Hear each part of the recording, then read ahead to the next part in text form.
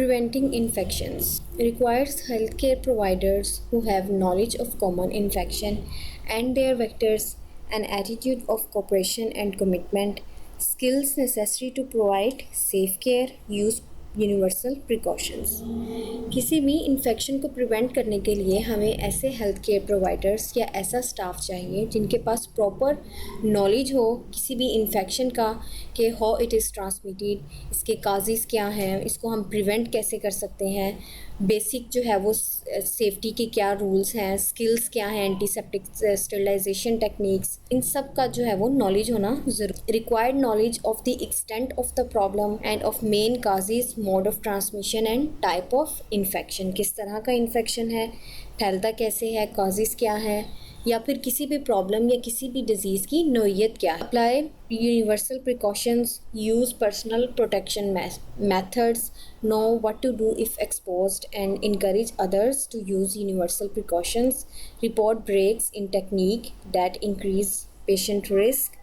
Observe patients for signs and symptoms. One more important thing, protect yourself. Be sure that you have immunized against certain infectious diseases. सबसे पहले तो make sure that you yourself immunized against that disease, कि आप जो है कोई भी health care worker या स्टाफ जो है वो स्पेसिफिक डिजीज़ के ख़िलाफ़ जो है वैक्सीनेटेड हो, इम्यूनाइज्ड हो। अगर आप खुद ठीक हैं तो ही आप आगे प्रिवेंट कर सकते हो डिजीज़ को फैलने से। मेन सोर्सेज ऑफ इन्फेक्शन के किस तरह से इन्फेक्शन फैल सकता है, पर्सन टू पर्सन विया hand of health care providers, patients and visitors, touch के थ्रू, या फिर पेशेंट जो है वो किसी को टच करे, या विजिटर्स, या फिर health care providers person to person, या फिर पर्सनल क्लॉथिंग एंड इक्विपमेंट्स जो चीज़ें यूज़ की हों, बेशक वो पेशेंट ने यूज़ की हों, कोई ग्लास वगैरह क्लॉथिंग है, या फिर किसी हेल्थ केयर वर्कर ने स्टेथोस्कोप्स, फ्लैशलाइट्स वगैरह, उनके थ्रू भी इन्फेक्शन फैल सकता है।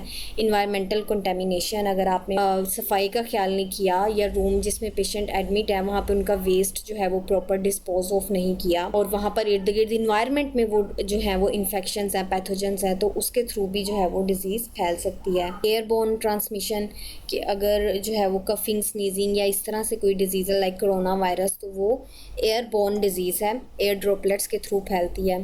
Hospital staff who are carriers, के हॉस्पिटल स्टाफ जो है अगर किसी को वो इन्फेक्शन है या उसमें वो बीमारी है तो उनके थ्रू भी फैल सकती है। ये कुछ बेसिक जो है वो सोर्सेज हैं इन्फेक्शन के। 4 ways टू प्रिवेंट AJI। सबसे पहले तो क्या है, maintain cleanliness of the hospital. Environmental जो है वो क्लीनिनेस का ख्याल रखें।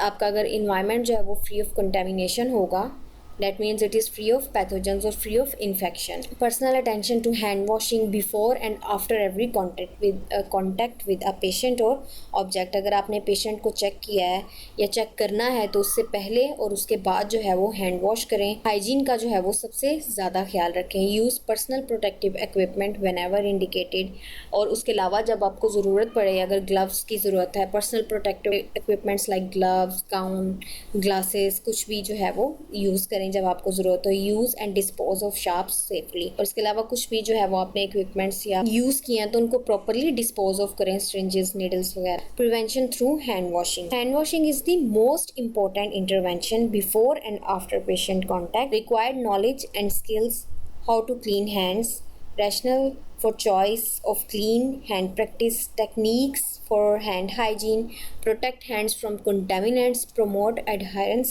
to hand hygiene guidelines। जैसे कि पहले भी बताया कि सबसे इम्पोर्टेंट जो है वो आपके हैंड्स हैं। अपनी हाइजीन का ख्याल रखना, पेशेंट की हाइजीन का ख्याल रखना। जब भी आपने उससे कांटेक्ट करना है, चेक करना है, डायग्नोस करना है, तो आपके हैंड्स जो है प्रॉपरली स्टेरिलाइज हों, वॉश हों, सैनिटाइज करें उसको। उसके अलावा जो है वो 5 moments for hand hygiene. Before patient contact, patient के चेक करने से पहले, before N aseptic task, after body fluid exposure even if wearing gloves. अगर आपने ग्लव्स भी पहने हैं तो कोई बॉडी फ्लूइड से आपका एक्सपोजर हुआ है लाइक यूरिन वगैरह या फिर उसका पस वगैरह, कुछ भी पेशेंट का जो फ्लूइड है अगर उससे एक्सपोज हुए हैं तो उसके बाद अपने हैंड वॉश करें। आफ्टर पेशेंट कॉन्टैक्ट, पेशेंट से कॉन्टैक्ट के बाद अगर आप उसको डायग्नोस किया, चेक किया, कुछ भी है, after contact with patient surrounding. और अगर आपने उसके अलावा उसकी सराउंडिंग्स में भी किसी चीज़ को टच किया है, उसकी यूज़ की हुई किसी चीज़ को टच किया है, तो अपने हैंड वॉश करें। पर्सनल प्रोटेक्टिव इक्विपमेंट्स में क्या आता है, gowns, glove, goggles, apron, face mask, Healthcare workers should wear a face mask, eye protection, and a gown if there is the potential for blood or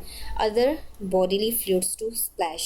अगर आपको ख़तरा हो या कुछ भी आपके पेशेंट के फ्लूइड्स जो है उससे अगर आपका कांटेक्ट हो या आपको ख़तरा हो कि आपकी बॉडी पर लग सकते हैं, कपड़ों पर लग सकते हैं, फेस पर जो है वो आ सकते हैं या फिर एयर के थ्रू आ सकते हैं, तो आप जो है वो मास्क पहने, गॉगल्स पहने, ग्लव्स पहने. ये सब किस में आ जाते हैं? Personal protective equipment. Face mask should be worn if an airborne infection is suspected or confirmed to protect an immune compromised patient. तो अगर कोई भी इन्फेक्शन इस तरह है जो कि एक एयरबोर्न डिजीज़ है या फिर एयर ड्रॉपलेट्स के थ्रू फैल सकता है लाइक कोरोना वायरस, तो जो और अगर आपकी इम्यूनिटी जो है एक इंसान की इम्यूनिटी ऑलरेडी वीक है तो आप इस चीज़ का ख़ास ख्याल रखें कि आपने मास्क पहना हो. Safe use and disposal of sharp.